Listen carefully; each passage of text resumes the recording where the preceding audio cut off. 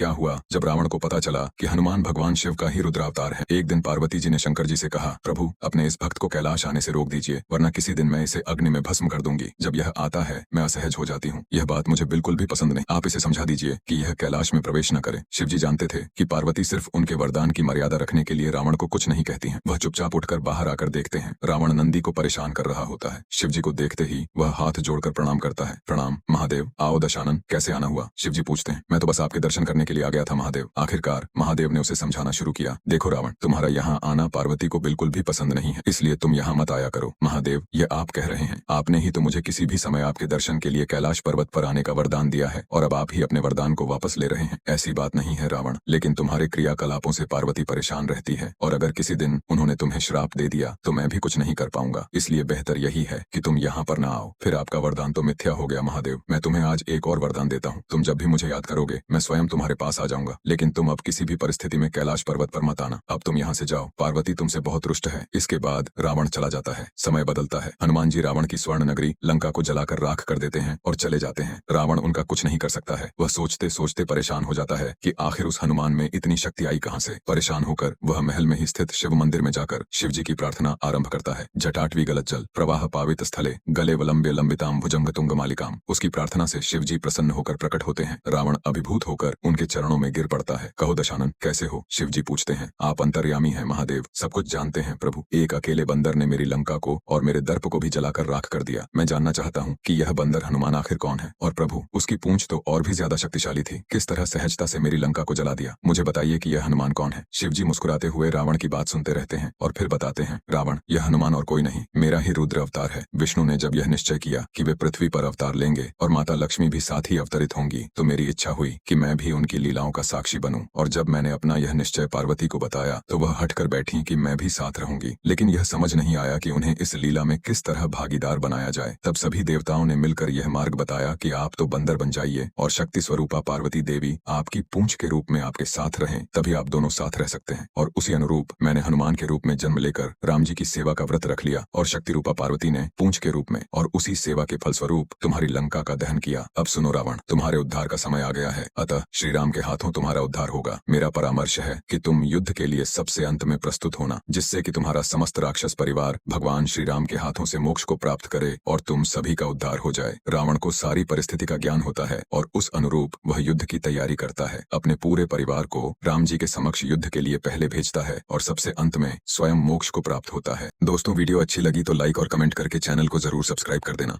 आपका बहुत बहुत धन्यवाद।